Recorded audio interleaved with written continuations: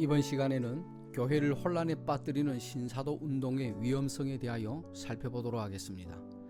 마지막 때가 다가오면 미혹하는 자들이 많은 사람들을 미혹하는 때가 옵니다. 참된 그리스도인이라면 믿음의 생활이 성경적 기초 위에 세워져야 합니다. 그러기 위해 미혹의 영을 분별할 수 있어야 합니다. 소위 신사도 운동이라 불리는 비성경적 광풍이 오늘날 현대 교회 안에는 성령의 역사라는 미명하에 기록된 하나님의 말씀을 넘어서려는 아주 위험하고도 가증한 시도들이 판을 치고 있습니다.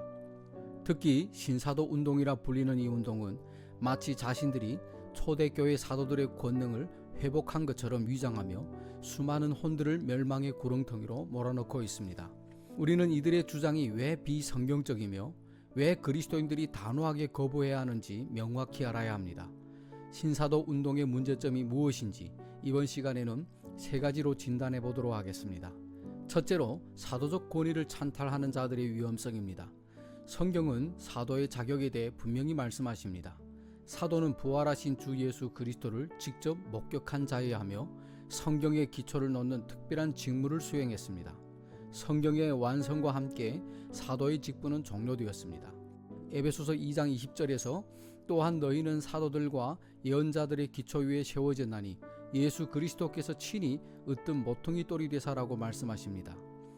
기초는 한 번 놓는 것이지 매 세대마다 새로 놓는 것이 아닙니다.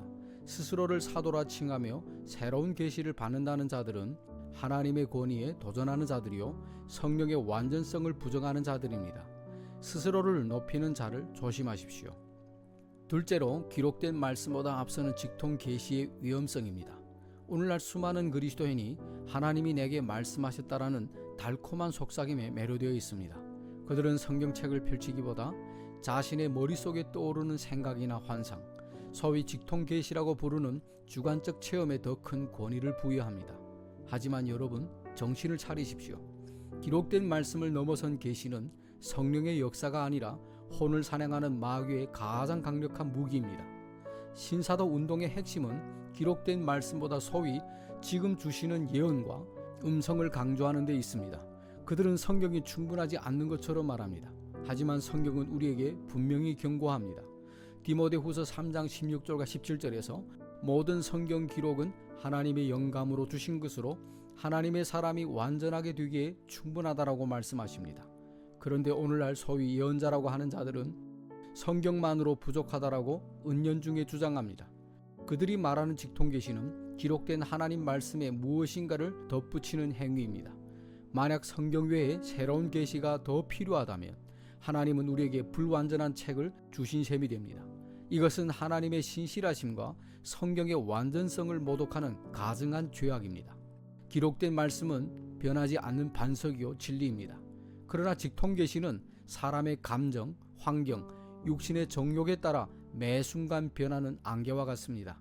말씀에서 벗어난 체험과 계시는 필연적으로 주관적 감정과 사탄의 속임수로 연결됩니다. 성경의 말씀은 어제나 오늘이나 영원토록 동일하신 주님을 선포합니다. 그러나 직통계시는 어제는 이렇게 말씀하셨는데 오늘은 저렇게 말씀하신다라며 신자들을 혼란에 빠뜨립니다. 자신의 생각을 주님의 음성으로 착각하는 순간 그 사람은 더 이상 하나님의 종이 아니라 자기 욕망의 노예가 됩니다. 사탄은 바로 이 지점, 즉 나의 느낌이 주님의 뜻으로 둔갑하는 틈을 타서 교묘하게 침투합니다. 셋째로 영적 분별력의 마비와 종교적 독재의 위험성입니다.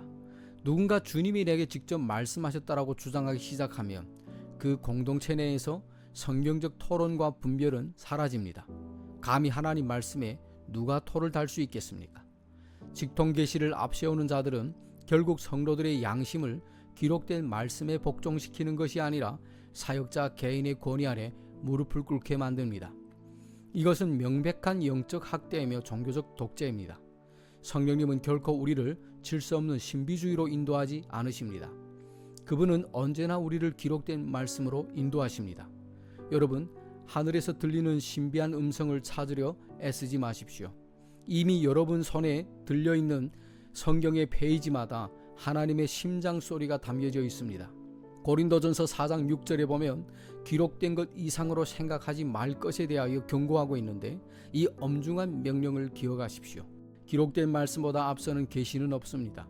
기록된 말씀을 수정하는 계시도 없습니다. 성경이 멈춘 곳에서 멈추고 성경이 가는 곳까지만 가십시오. 그것이 미혹의 시대에 여러분의 혼을 안전하게 지키는 유일한 길입니다.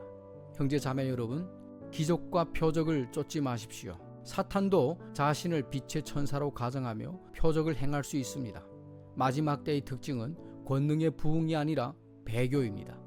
여러분의 신앙의 기준은 무엇입니까? 여러분의 감정입니까?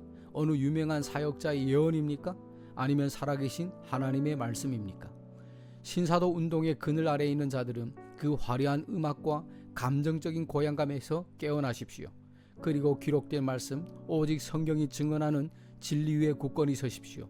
진리는 여러분을 자유케 할 것이며 미혹의 영으로부터 여러분의 혼을 보존할 것입니다.